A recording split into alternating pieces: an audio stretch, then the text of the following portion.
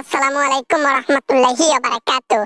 আমি শিল্পী মমতাজ বলতেছিলাম জেলখানা থেকে। আপনি কে বলছেন? দয়া করে পরিচয় দিন, তারপর কথা বলুন। এই মমতাজ, আমি তোর নেত্রী বলতেছি রে। আমি শেখ হাসিনা বলতেছি, দিল্লি থেকে। তোর কি খবর? তোর তো ধরা খাওয়ার কথা ছিল না, হুট করে ধরা খাইলি। তুই কি পালাস নাই নাকি? আরে হাসু আপা, কেমনে পালাবো? পালানোর কোনো সুযোগ ছিল নাকি? আপনি তো একলা একলা পালিয়ে গেলেন আমাদেরকে বাংলাদেশে রেখে। আর বিপদে পড়লাম আমরা। আমাদেরকে ব্যবহার করে সুইংগামের মতো ফেলে দিলেন। কি করবা, স্বার্থপরের এই দুনিয়ার মধ্যে সবাই স্বার্থপরতা করে। এই জন্য তার বাইরে আমিও নই। যাই হোক, সেটা কথা বাদ দিলাম। তোমাকে বাসা থেকে গ্রেপ্তার করলো, তোমার আসলে অপরাধটা কি বলতে পারবা?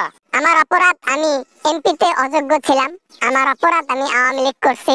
আমার অপরাধ, আমার নেত্রী একজন স্বৈরাচার, একজন গণহত্যাকারী।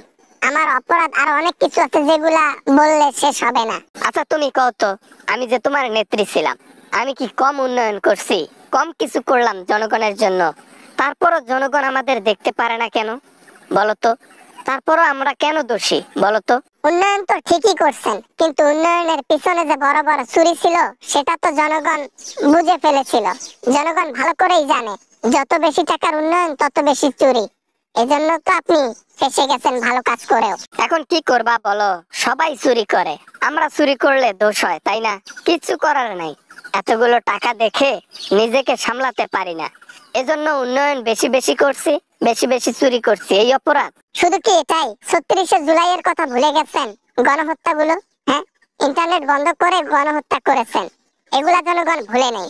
আপনার অপরাধ শেষ হবে না, নদীর পানি শেষ হয়ে যাবে। আচ্ছা, এতদিন থেকে তুমি বাংলাদেশের মধ্যে বসে আছো, এতদিনে তো তুমি অন্য দেশে যেমনে হোক যাইতে পারতা, যাও নাই কেন বলো তো? তুমি পালাইলে তো তোমার নিজের জীবনটা অন্তত বাঁচাইতে পারতা আমার মতো করে। হযরত শাহজালাল বিমানবন্দরের মধ্যে অল টাইম পুলিশ থাকে। আমি কোন দিক দিয়ে যাব? আমি তো একজন মহিলা। আমি তো আর ওই কাঁটাতারের বেড়া টপকিয়ে যাইতে পারবো না দিল্লিতে আপনার মতো। কথা বুঝেছেন আমি কি বলছি? আচ্ছা, ধরা খাইছো ভালো কথা। আমার ব্যাপারে যা গোপন তথ্য জানো, আমার ব্যাপারে যা কিছু জানো, এগুলা আবার পুলিশকে বলি দিও না, বুঝছো? তোমাদের উপর ভরসা আছে বলেই কিন্তু সবকিছু তোমাদের সাথে শেয়ার করতাম। আপনার কি মনে হয় আমি বলি নাই? প্রথম দিনের রিমান্ডে বলে দিয়েছি ঝরঝর করে আপনার দুর্নীতির কথা, আপনার কালোবাজারের কথা, আপনার ভালো মানুষের পিছনের গল্পের কথা সব বলে দিয়েছি এক রিমান্ডে। এবার না মানে কি বলো? আমার পেছনে লাথি দিতে তোমার একটুও দ্বিধাবোধ করলা না? হ্যাঁ, তোমাদেরকে আমি কালসাপ পুষেছিলাম দুধকলা দিয়ে, আজকে তোমরাই আমার শত্রু হয়ে দাঁড়াইছো, প্রমাণ দিচ্ছ আমাকে ধরার জন্য। কি করব ম্যাডাম, স্বার্থপরের এই দুনিয়া। স্বার্থপরতা না করলে জীবন চলে না। হয়তোবা অতটুকু শেয়ার করাতে আমার রিমান্ডের একটু শাস্তি কমছে। খুব ভালো লাগছে, বুঝছেন? আরো সত্য জানলে আরো শাস্তি কমতো। যাই হোক যাই হোক যাই হোক, তোমরা তো আর আমাদেরকে পেটে লাথি দিয়ে ছাড়া থাকতে পারবা না, বুঝছি। মানুষ কি কারো ভালো কেউ দেখতে পারে? ঠিক তেমন তোমরা জেলের মধ্যে আছো, আমি বাইরে আছি, এটা তোমাদের সহ্য হচ্ছে না। সহ্য হবে কেমনে? পালানোর সময় একলা পালালেন আমাদেরকে রেখে। এখন আমরা রিমান্ডে যদি আপনার দুর্নীতির কথা বলি তখন আপনার ফাটে কেন?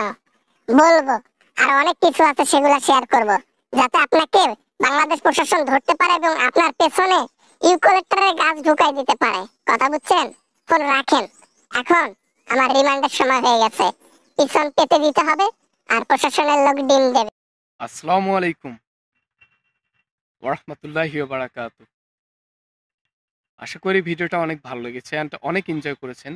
যদি এতটুকু পরিমাণও ভালো লাগে প্লিজ একটা লাইক করবেন আর আপনাদের বন্ধুদের সাথে শেয়ার করবেন।